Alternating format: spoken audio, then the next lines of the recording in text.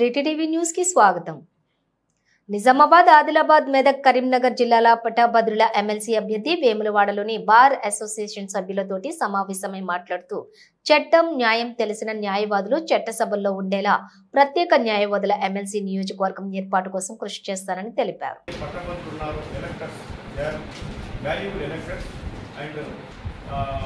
చాలా ముఖ్యమైనటువంటి పవిత్రమైనటువంటి ఎలక్టర్స్ కాబట్టి వారందరూ కూడా వేడుకోవడానికి నేను అన్ని ప్రాంతాల్లో కూడా విజిట్ చేస్తున్నాను. అందరూ కూడా వేడుకుంటున్నాను. అందరూ కూడా ఆశీస్సులు ఉండాలి, మీరందరూ కూడా ఆశీర్వదించండి. ఏదైతే నేను ఇక్కడ మేనిఫెస్టో పాయింట్ రిలీజ్ అట్లా ఇట్లా ఎన్నో విధాలుగా ఉన్నటువంటి గ్రాడ్యుయేట్స్ సార్ ఆలోచించాలని చెప్పి నేను కోరుతున్నాను సార్. ఎట్లా అంటే ఒక సాంప్రదాయ పద్ధతి ఒకటి ఉంది, విలువకు చాలా విలువైనటువంటి ఓటు, చాలా విలువైనటువంటి ఓటు. ఆ విలువ ద్వారా ప్రజాస్వామ్యాన్ని పరిరక్షించుకోవడం, ప్రజాస్వామ్యాన్ని పోటీ చేస్తున్నటువంటి మదనందరి గారు శనివారం నాడు రావడం జరిగింది. సార్ యొక్క బయోగ్రఫీ చాలా బాగుంది. మేము మా బార్ అసోసియేషన్ మీకు సానుకూలంగా మీకు చెప్పిన విషయాలలో మేము స్పందిస్తూ మా యొక్క ఎమ్మెల్సీ మీరు పోటీ చేస్తున్న క్రమంలో మళ్ళీ అంటే ఇప్పటికీ మాకు నలుగురు 5 దాకా వచ్చింది. దాంట్లో మా అందరూ అంటే గ్రాడ్యుయేట్స్ అందరూ చాలా అందరికీ ఇక్కడ కృష్ణ అని అయినా కూడా ప్రొఫెసర్గా ఇంకా చాలామంది మీరైతేనే దీనికి పోటీ చేయడానికి వచ్చినందుకు అట్లాంటి పోస్టులో ఉన్నారు. మీరు ఇప్పుడు ఇట్లా చేస్తానికి ఎందుకంటే మీరు చేసుకుంటూ పోతారు కావచ్చు. దాన్ని ఫాలో అవ్వడం ఎట్టుకున్నారంటే మీ దగ్గరికి నేను ఎంత మంచిగా వచ్చినా కానీ తెల్లారే వరకు నన్ను మీ ఎంబడి తిరుగుతున్నా అని ఒక 5 లక్షలు, 10 లక్షలు, 20 లక్షలు ఇస్తాడనే ఇదే పోతా. లేదా మీ ఎంబడి ఉన్న మనుషులు దెబ్బ కొట్టారంటే కుడి భుజాన్ని, ఎడవ భుజాన్ని ఆనాడు అల్లూరి సీతారామరాజు ఎట్లయితే వంచిరో, గాం గంటదొరను, గాం మలదొరను బ్రిటిష్ వాళ్ళు పైసలు ఇచ్చి రేచి పట్టుకొని చంపిరో, మన పరిస్థితులతో ఒక రోజు వస్తే ఆ స్థాయికి పోతుంది. ఏం ఆశించకుండా స్వతంత్ర సమరంలో అట్లాంటి నేత సుభాష్ చంద్ర వల్లభాయ్ పటేల్ రాష్ట్రంలో పోతేనే వాళ్ళని ఇంకే అది చేసి సుభాష్ చంద్ర చచ్చిపోయాడు. వల్లభాయ్ పటేల్ పక్కన జరిగితే బతికిండు. అంబేద్కర్ అయితే ఆయన బాగా ఆలోచించి బౌద్ధ మతం తీసుకొని శాంతిగా వెళ్ళిపోయాడు. దీనికి కావాలంటే మనం అంటే సంసార జీవితంలో ఉన్నప్పుడు మన పిల్లలు, మన ఫ్యామిలీ వెల్ సెటిల్ అయితే ఏం కాదు సార్. దేశం కొరకు అంకితం అయితే మనకు పేరు రాకపోని మన పోరాటం ఉమ్మడిపోని. ఎందుకంటే చీల్చి చెండాడదాం అనుకున్నప్పుడు మీరు కొద్దిగా ఎందుకంటే ఫ్యామిలీ కానీ వాళ్ళు వెళ్ళి సెటిల్ చేసి రండి. అట్లా ఏం ఎందుకంటే మిమ్మల్ని నమ్ముకొని కొంతమంది ఉంటారు, వాళ్ళు సెటిల్ చేసుకొని రండి. ఇది వస్తే మీరు అవుతారు, లీడర్ కాకపోవడం అనేది లేదు. మీకున్న ఈ లెక్క ప్రకారం ఇట్లా పోతే మీరు ఈ భారతదేశానికి కూడా ప్రధానమంత్రి స్థాయి మనం చేస్తున్నాం. కానీ ఇప్పుడు ఉన్న సమస్య ఏంటంటే ఒక బీరుకు, ఒక బిర్యానీకి, ఒక 2000కు, 3000కు ఇట్లా అమ్ముడుపోయే యువత డ్రగ్స్కు బానిసై ఉన్నారు. తల్లిదండ్రులను వేధిస్తున్నారు, కొడుతున్నారు, తిడుతున్నారు. వాళ్ళు స్కూల్ పోతలేడు, కాలేజీ పోతలేడు. అమ్మాయిలు కట్టే ఉన్నారు, అబ్బాయిలు కట్టే ఉన్నారు. ప్రతి ఎడ్యుకేషన్ ఇన్స్టిట్యూట్ కూడా పిల్లగాళ్ళు చదవాలంటే చాక్లెట్ల డ్రగ్స్ పెట్టిస్తారు. బట్ గొర్రె లెక్క పోయి 8 గంటలు కూర్చొని బ్యాగ్ వేసుకొని చదివేస్తుంది. ఈనాడు ఉన్న సిస్టమ్ అది. ఇవి ఎవరైతే ఎడ్యుకేషన్ చదువుకున్న అన్న వాళ్ళకు అట్లా చేస్తలేదు, వృత్తి విద్య అని పెడుతూ వాడిని బర్రెలు కాల్చుకోమని పంపిస్తే చదువుకున్నటువంటి ఇటు ఎంకరేజ్ చేయక అటు ఎంకరేజ్ చేస్తుంది. ఇట్లా ఎన్నో రకాల ఇబ్బందులు సొసైటీ నడుస్తుంది. ఒక రాజకీయ నాయకుడు అంటాడు కాలం నడుపుతాడు. వాని వ్యవస్థ ఎందుకంటే ఎవరిని తెలియకలను కానియాడు, వాడు చెప్తే తినటోనే పెట్టుకుంటాడు. వాని తెలియకుండా ఎవరు పెట్టుకుంటాడు. ఏదో అనుకోకుండా ఇప్పుడు స్టేట్ గవర్నమెంట్ అంటే చావు తప్పి కన్నీ రొట్టమైనప్పుడు ఈ పోలీస్ ట్యాపింగ్ కూడా తప్పించుకొని అనుకోకుండా వచ్చిన గవర్నమెంట్ ఇది. దీని దగ్గర డబ్బులు లేవు, వరాలు లేవు, ఏమి లేవు అనే గవర్నమెంట్ అని నడిపిస్తేనే పెద్ద గొప్పడు. ఎందుకంటే ఎంపీలు, ఎమ్మెల్యేలు కూడా గెలిచినాక అప్పుడు పోతుంది. మంచి సీనియర్స్ ఒక్కొక్క పార్టీ వ్యక్తులను కాంగ్రెస్ నుంచి తెలుగుదేశంకి వచ్చారు, తెలుగుదేశం టీఆర్ఎస్ వచ్చారు, టీఆర్ఎస్ నుంచి ఇప్పుడు మన కాంగ్రెస్కి వెళ్ళారు. అంటే అదే వ్యక్తులు 4 పార్టీలు మాడారు. అది కడియర్ టీఆర్ఎస్ ఉంటాడు, పెద్దలు ఉన్నారు వాళ్ళ మేధావులు. మనకన్నా ఎక్కువ ఆర్ఎస్సీ తిరిగి ఎన్నో సిద్ధాంతాలు చదివి చేసుకొని ఉన్నారు. ఈ వ్యవస్థ రావడం అతను చూస్తే మన ఫ్రీడమ్ ఫైటర్ నాకైతే నేత సుభాష్ చంద్రబోస్ గుర్తుకు వస్తుంది. ఎందుకంటే మనిషికి ఉత్సాహం ఉన్నప్పుడు ఉత్సాహవంతులు మనం ఎంకరేజ్ చేయడం. ఎందుకంటే పోరాటం చేద్దామని రావడమే గొప్ప విషయం. అట్లా రావాలంటే ఫస్ట్ ఏంటంటే మనం బ్యాక్గ్రౌండ్ ఉండాలి. బ్యాక్గ్రౌండ్ అంటే కనీసం తల్లిలో భార్యలో ఎవరో ఎంప్లాయ్మెంట్ ఉండాలి, పిల్లలను చూసుకునే వాళ్ళు ఉండాలి. అట్లా ఉండగలిగితే మనం సమాజంతో ఎన్ని డబ్బులు ముఖ్య తినుకుంటేనే పోరాటం చేయడం. అతి స్థాయి పోతే ఏదన్నా పార్టీల టికెట్ వస్తే మనం పొందబెట్టాలంటే పార్టీ పొందబెట్టి. ఈనాడు ఎన్నో ఎలక్షన్లో చూసుకుంటే మాస్ లీడర్ ఎవరైతే ఉన్నారో, ఇలా ఏక్నాథ్ షిండే కావచ్చు, మన ఉత్తరప్రదేశ్ ముఖ్యమంత్రి యోగి కావచ్చు, అలా బీజేపీ అలా చూసుకుంటే మంచి మంచి శివరాజ్ సింగ్ చేయవహం కావచ్చు. స్టేట్ లీడర్లను తీసుకొచ్చి సెంట్రల్ వారెత్తు, సెంట్రల్ లీడర్ తీసుకొచ్చి స్టేట్ల వారెత్తు. విత్ ఇన్ ద పార్టీలో తొక్కుడు ఉంటుంది. అది ఏ పార్టీలో అయినా సాధ్యమే. అది కాంగ్రెస్లో వల్లభాయ్ పటేల్ దొక్కారు, అంబేద్కర్ దొక్కారు, నేతా సుభాష్ చంద్రబోస్ దొక్కారు. అది అప్పుడే సాధ్యమైంది, ఇప్పుడు సాధ్యం కాకపోవడం ఉంది. సార్కు ఎంత ఉన్నప్పటికీ ఒక టైమర్స్ ఏం చేస్తారంటే అట్లా చేసే అవకాశం ఏ పార్టీని పట్టుకోకపోయినా. ఎందుకంటే ఈ సెంట్రల్ లీడర్షిప్ అనేది స్టేట్ లీడర్లు ఎవరిని స్ట్రాంగ్ కానియరు. పార్టీ మేనిఫెస్టో అవన్నీ అట్లా ఉంటాయి. కింది స్థాయిలో ఏంటంటే ఇవాళ డబ్బు, వ్యక్తి ఆరాధన ఇవన్నీ నా జీవితకాలంలో ఖచ్చితంగా మార్పు తీసుకురావడానికి కృషి చేస్తానని నేను కృతనిశ్చయంతో ఒక మేనిఫెస్టో తయారు చేస్తాను. Life manifesto. కొంతమంది ఎన్నికల మేనిఫెస్టో పెట్టుకుంటే లైఫ్ మేనిఫెస్టో పెట్టుకుంటారు. ఆ మేనిఫెస్టోలో ఈ సందర్భంగా నేను చెప్పాల్సింది ఏంటంటే ఎమ్మెల్సీ స్ట్రక్చర్ను మార్చాలి. 56 ఏళ్ళ కింద నిర్మించినటువంటి ఎమ్మెల్సీ స్ట్రక్చర్ని మార్చాలి. అన్ని వర్గాలకు అందులో ప్రాతినిధ్యం వహించేటట్టు చేయాలని ఒక పాయింట్.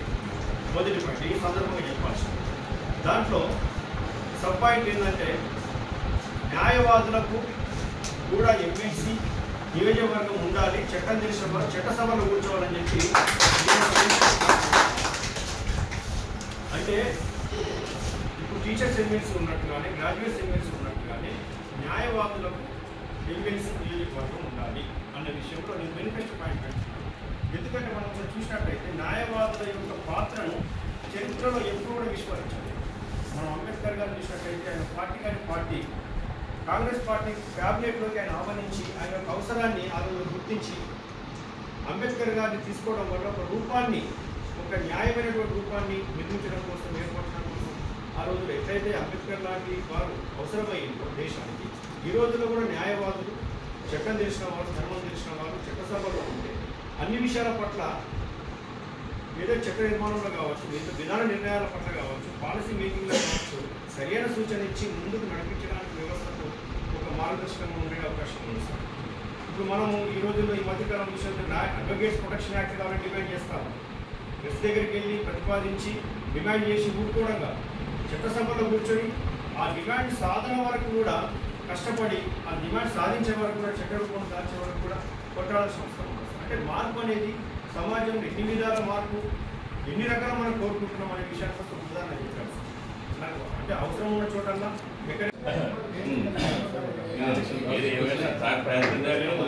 ఎందుకంటే మీకన్నా ముందే సార్ ఇప్పుడు పిల్లలు రాజకీయ నాయకులు పిల్లలు అమెరికా పోయేస్తారు. వాళ్ళ దగ్గర బాగా డబ్బులు ఉంటాయి. వాళ్ళకి ఏం కావాలి, రాగానే ఇట్లా రెడ్ కార్పెట్ వేసి ఉండాలి, వాళ్ళకి ఒక పోస్ట్ కావాలి. ఇప్పుడు అమెరికాలో 8 గంటలు రేపు ట్రంప్ కూడా వచ్చాక అక్కడ పెడతారు.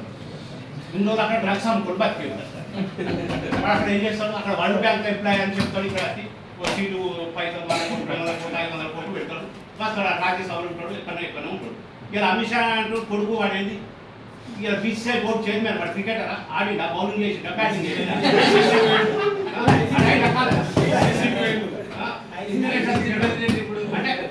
అంటే ఈ దేశం కొరకు ఇంజక్షన్లు ఇచ్చుకొని కట్టులు లేవాల్సినప్పుడు ఎవడో యువరాజ్ సింగ్ అసలు క్యాన్సర్ కాదు వాడు ఉన్న కట్టినోడు కూడా ఏం కాలేకపోతుంది. ఆట గురించి బాధపడుతున్నాడు కట్టయితే అంత కుమ్మక అంత ఇవన్నీ ఉన్నాయి.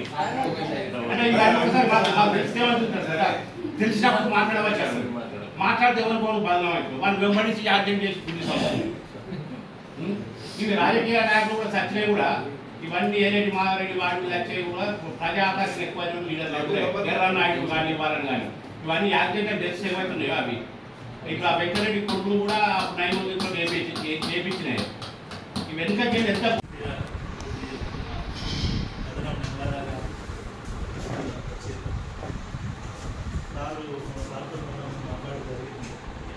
కృష్ణారెడ్డి గారని సారు డిఎస్పీగా ఉన్నప్పటికీ రిజైన్ చేసి మరి సమాజానికి పేద ఉన్నటువంటి రాజ్యసభ సేవ చేద్దామని ఉద్దేశంతో సాగు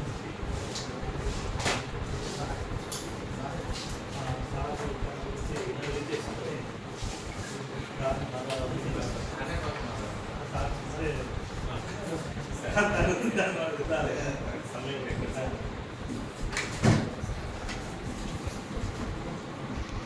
నా పేరు నమస్కారం అందరికీ. నా పేరు మాధవ్ గంగాధర్. నేను ఆర్మూరు నిజామాబాద్ జిల్లా. మా పూర్వీకులంతా మా తాత వరకు నాన్న వరకు కూడా మెదక్ కొంచెం చెప్పినట్టు రాసి పక్కన కనిపించినట్టు మా నాయనమ్మ గారు ఇట్లా మెదక్ జిల్లాతో నిజామాబాద్ జిల్లాతో మాకు చాలా సన్నిహిత సంబంధాలు చేశారు. నేను జీవితంలో ఒక 10 ప్రమోషన్లు తీసుకున్నాను సార్. ఒక భిక్షువుగా, ఒక సంచార జీవిగా, ఒక పేపర్ బాయ్గా, న్యూస్ పేపర్ బాయ్గా, బాల కార్మికుడిగా, ఒక చురుకైన విద్యార్థి నాయకుడిని కూడా, డిసిసి క్యాడెట్, సీనియర్ ట్రాన్స్ఫర్ స్థాయికి ఆర్డీ లెవెల్కి ఏదైనా కృషి ఉంటే, పట్టుదల ఉంటే ఏ స్థాయికైనా వెళ్ళాలనే ఒక కృతజ్ఞతతో వెళ్ళేవాడిని. అంచెలంచెలుగా ఉస్మానియా యూనివర్సిటీ విద్యార్థిగా పీజీ, ఆ తర్వాత 22 సంవత్సరాల వయసులో నాకు సర్వీస్ ప్రోగ్రామ్ తీసుకోవచ్చు. ఉద్దేశపూర్వకంగా ఇష్టంగా వెళ్ళాను డిపార్ట్మెంట్. ఎందుకంటే సమాజంలో కొంతమంది రక్షించుకోవాలనుకున్నా, మనల్ని మనం రక్షించుకోవాలనుకున్నా, ఆత్మగౌరవాన్ని, ఆత్మవిశ్వాసాన్ని కాపాడాలన్నా అది సరైన మార్గం నుంచి వెళ్ళాను. అదే రీతిగా పనిచేశాను సార్. పనిచేస్తున్న క్రమంలో చాలా గుర్తింపు ఇచ్చింది. ఎందుకంటే మొదటి రోజు నుంచే నేను భారత రాజ్యాంగంపై ప్రమాణం చేస్తూ అంత నిజమే చెప్తాను, అబద్ధం చెప్తానని ఎవిడెన్స్ మొదలుపెట్టాను మొదటి రోజు నుంచి.